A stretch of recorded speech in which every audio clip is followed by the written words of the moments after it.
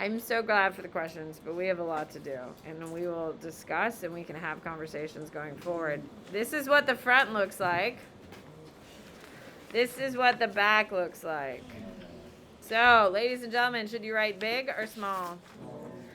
So, I'm telling you, all of my kids today have said this was very helpful. So, it is meaningful what we are doing. It's just kind of annoying. I will tell you, China's hard. It's called 2 systems, 1 government. And there's a bunch of acronyms that you have to know because AP assumes you do just know it, so you don't have a choice. All right, I'm going to start on the back because the back's easier, and the back is what I knew before I started this. So I've got a little bit of confidence here. Is this also temporary? Yeah, of course. Yeah, everything you do for me is points because you should be doing nothing in this world for free because your time is valuable. Everything you do should be compensated. Here we go. 2070 BCE to 1911 CE. So a long time or a little time? A long time. Oh, sorry. Brooklyn, we talked about this. Oh, I didn't know what side China was under dynastic imperial rule with authoritarian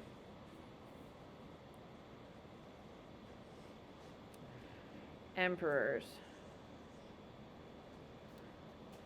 throughout history.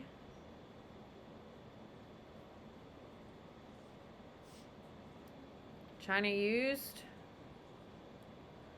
collectivism. Collectivism is what we used to call communism. We don't really use it anymore because now it's mandated entirely by the government. It's a little bit different. I don't have time to go through it. Just have faith in me, yes? Components, both successfully and unsuccessfully.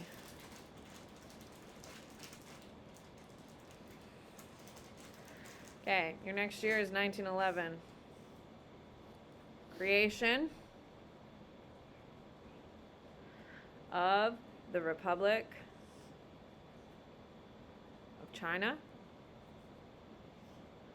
by Sun Yat-sen. 1928, still in this category in 1911 because it's still the same till 1949. Okay, Zhang Jieshi, which is what we learn in AP World. Zhang Jieshi, or, so he goes by 2 different names. Chiang, Kang Kai-shek, Kai-shek.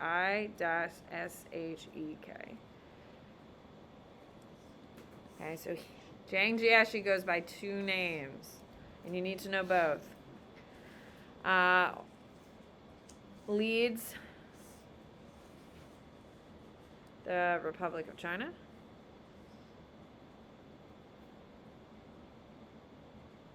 And removes Mao and followers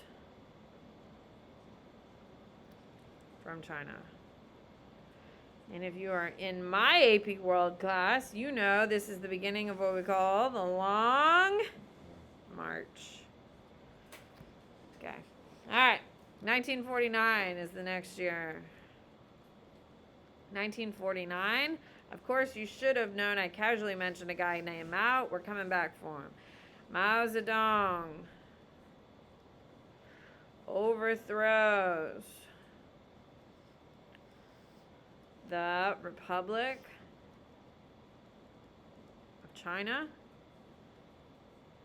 and replaces it with the People's Republic of China. Now, if you're like, so they overthrow the Republic of China to rename it the People's Republic of China? Yes. Welcome to China Week. It's the same like 8 words, just shimmied around. So it adds to the confusion. Now, Mao Zedong, and I just want to make sure you know, creates communist government. Creates communist government. Let's just be clear here. Okay? Now, under Mao, they do 2 major things. The first thing is the Great Leap Forward. Now, I will say to my AP World kids, is it nice to hearing the same things over and over again? That's gotta be kind of nice. Okay, here we go. The Great Leap Forward. Mao attempts to collectivize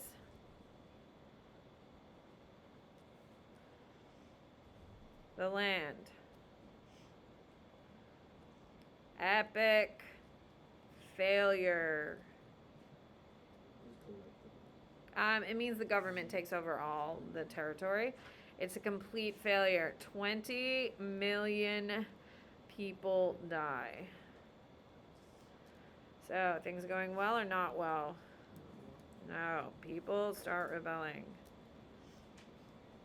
That's why Mao is the single largest killer of people. He killed more people than Hitler, more people than Stalin, all that stuff. Challenging Mao. Okay, so the Great Leap Forward is a epic failure. And if your government went, oops, we killed 20 million people, would you rebel? Yes. So then Mao implements the Cultural Revolution. So because things are going horrible for communism, Mao tries and succeeds on keeping communism.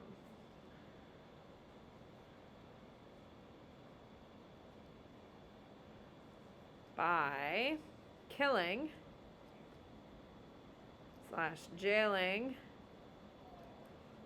anyone who criticizes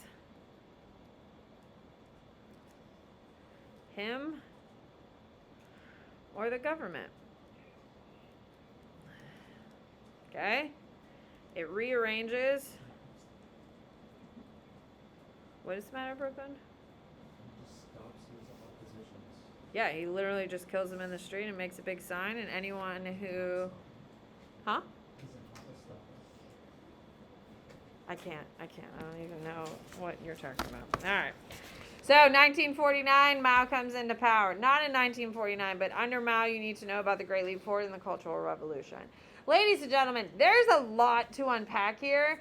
Like, Jiang Jieshi is going to go to Taiwan, and that's why Taiwan is free. Yes? Hello? And that's why China thinks it deserves to have Taiwan, which is leading to its problems here. Like, there's like a lot to unpack in here, but I'm not teaching you Chinese history. I'm teaching you Chinese government. So we're going to keep moving. But you should have heard all of these words before. Ethan. Why do they care so much about Taiwan? It's like tiny. It is tiny, but the problem is that's where all microchips are made for the entire world. So you control that. You control the technological future of the entire world, which would be very bad for the United States if China gets it. Mao dies in 1975. Political chaos. Till 1978. I don't know how to say his name. Diang, Xiaoping, comes to power. He transitions towards modern China. Ooh. All right. Now, there are lots of people to know. There's lots of people you could go. Mao is important, but Mao is not that important because that's old China. We're focusing on new China. So your major people for this week are really just two. And these two are absolutely non-negotiable. Dang, Xiaoping. He is the first post Mao created constitution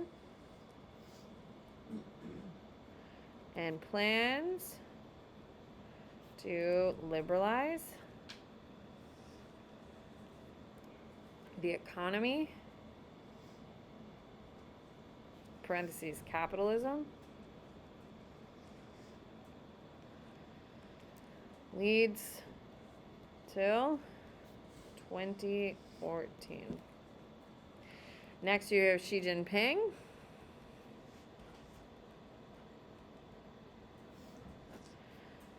Okay, current president.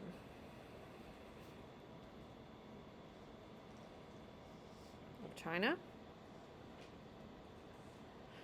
He has eliminated term limits for presidents and general secretaries.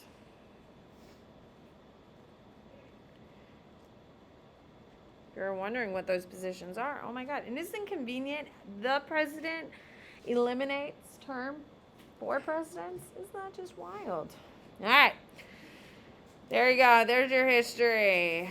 Flip it over. I am warning you. There is a lot. So write small. Yes? Okay. When we talk about this side, it breaks down into two charts. So try to keep one to one side, one to the other. Is everyone clear? Okay. So here we go. People's Republic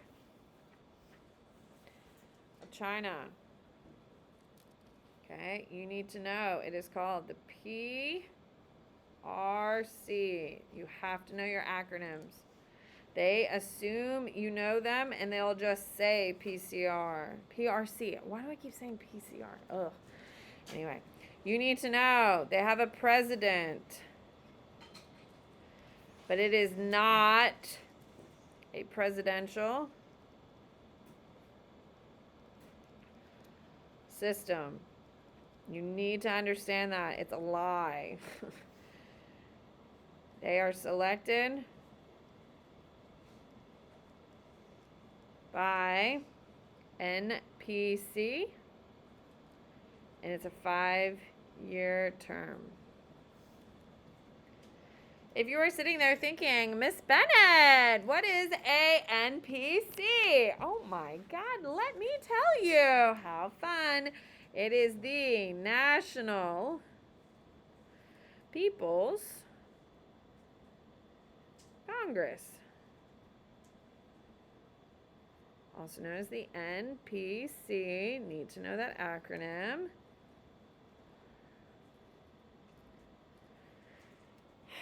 Okay, in the NPC, the top tier is the Standing Committee.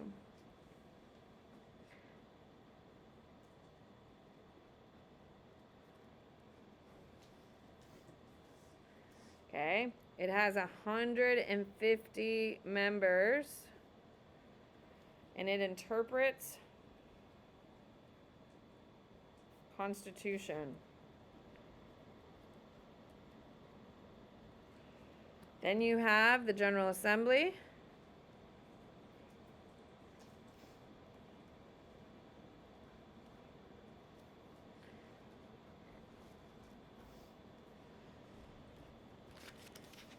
It is unicameral, which means how many bodies? One, even though it does have two subsects.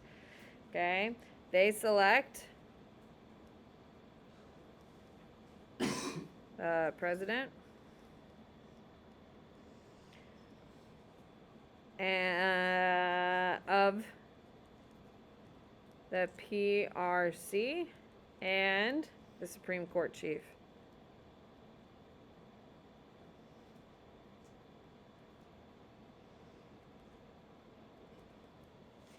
It is 3,000 delegates.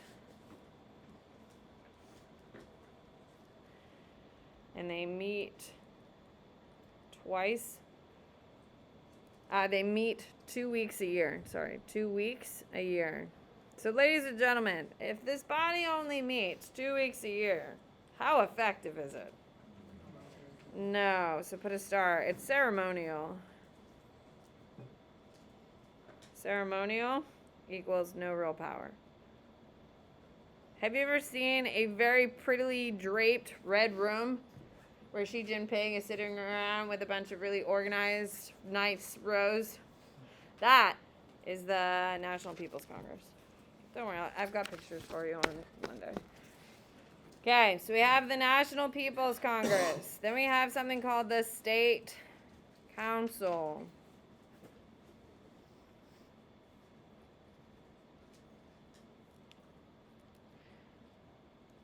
Okay, the State Council. It is the highest organ of state administration. Okay, you need to know not all members are CCP members. All positions of power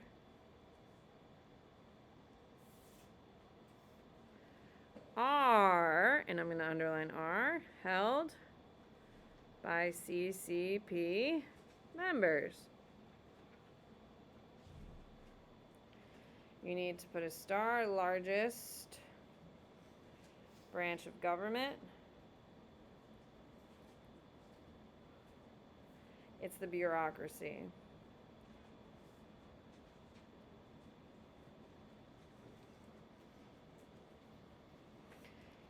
And then you have your third, which is the Supreme People's Court. They really like peoples, can we tell? Okay, they have a Chief Justice. Okay, picked by the NPC. What does NPC stand for, Jake? Perfect. They are not independent, but they are independent from corruption. There is no one stealing money from the Chinese government. If you embezzle money from China, you are like, it's a high crime. So, that is the People's Republic of China. That is like the state business. Now, a couple things I do need you to know about China. China has a constitution.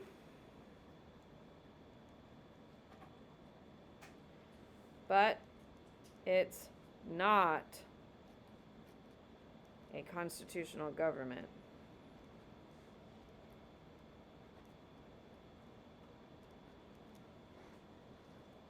You need to know it's unitary, which means all of the power is in the central government, just like England. And it's a one-party system. And oh my God! What is the name of the party? CCP. Look at you putting it together. Also known as the Chinese Communist Party. There ain't no party like a communist party, right? Because the Communist Party don't stop. All right. Here we go. The Chinese Communist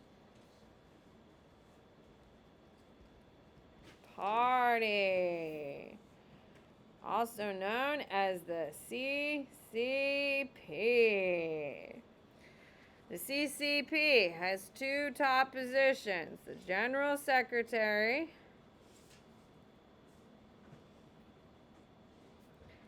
and General Military Commissioner.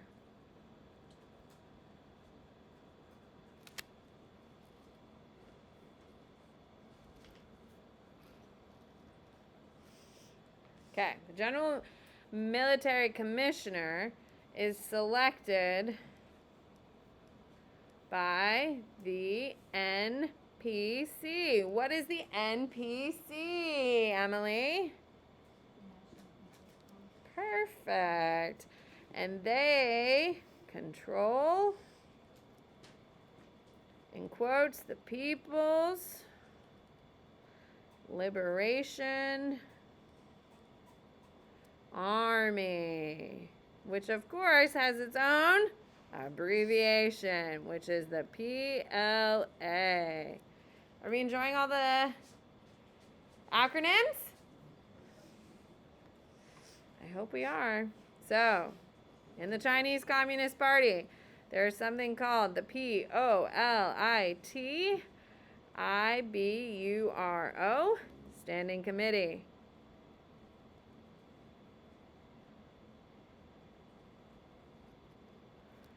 Underneath that, you have the TIBURO. It's just like the same structure as their Congress. They love a good standing committee and they love a good General Assembly. This is your General Assembly. We're almost done, I promise. Politburo. You have the Politburo Standing Committee, and then the Politburo is like the actual. Okay, so what is the Politburo? You need to know. The Politburo Standing Committee make all legislative decisions, then hand it to the NPC to pass into law.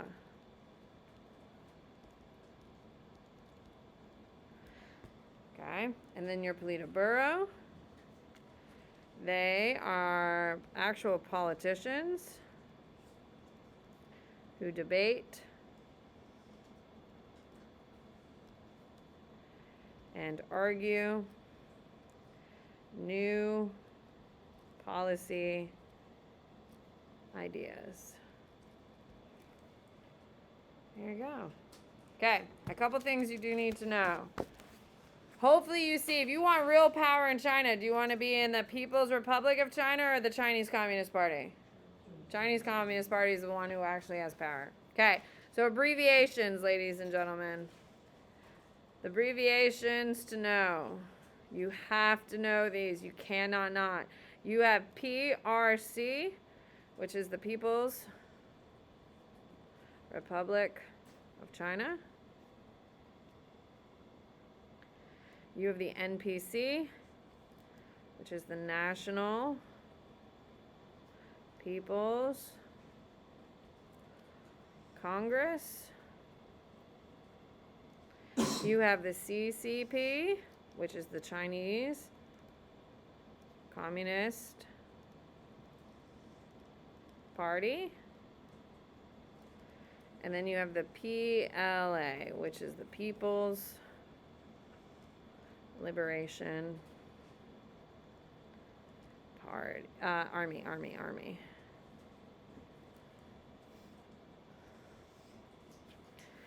Okay. Last thing you're writing, and then we're going to color in and kind of coordinate things. Here we go. You need to know Xi Jinping's titles. I need you to write this down because I couldn't believe it. So, not only is he the president, which means he's head of state, He is also General Secretary. So what is he in charge of as well? The Communist CCP. And he also consolidated the General Military Commissioner. Now keep in mind, all three of these positions were supposed to be to three different men. And who has them all? Xi Jinping. So damn, is this man in charge of China? Yeah. Yes, he is. So to make things a little bit easier, Xi Jinping. I'm using a highlighter because I have a highlighter. Xi Jinping, who is the current president of China, has 3 titles. Good afternoon, Plant Panthers. He's I hope president. you all have a wonderful weekend. Here are your announcements for the day. Okay. He's also the Do you general. have talent that you want to showcase? Plant Idol is happening March 8th. Why is this Plant students and happening? teachers will have to chant General their own Secretary. for a chance to win And he's prizes. also Auditions will be happening March 1st and 2nd. at military the commissioner, which The is audition right sign-up here. can be found on Plant Idol posters in the hallway or on the Okay. company Instagram. Now, to help you kind of The see top 12 things. are competing in regionals This today. is so annoying. Cochran, Coda, Scudo, and Parker Milling. At this time, all seniors are now dismissed. Okay, to help you see where things are, ladies and gentlemen, I'll be done in 2 seconds. Okay, is when we talk about the Chinese Communist Party, this is what we're referring to. All of this. This is the only powers they have. Now, is it incredibly influential? Yes. Don't be fooled and think that I'm not saying they're not incredibly powerful, but I need you to see that there are 2 systems in play. Is everyone clear? 2 systems, 1 government. When we talk about the People's Republic of China, we are talking about the People's National Congress, we are talking about the State Council, and we are talking about the Supreme People's Court. That's what falls into that category. Is everyone clear? So when we say the Chinese Communist Party, we're using these terms. The Politburo is a party body. When we're talking about the People's Republic of China and we're talking about a legislative body, it's the National Peoples. If we're talking about the Communist Party, it's the Politburo. Is everyone clear on how important it is to understand the 2 systems, how they create 1 government? And who's at the top of it all? There you go. All right, I'm done. Aren't you glad we went through it, though? It's a lot.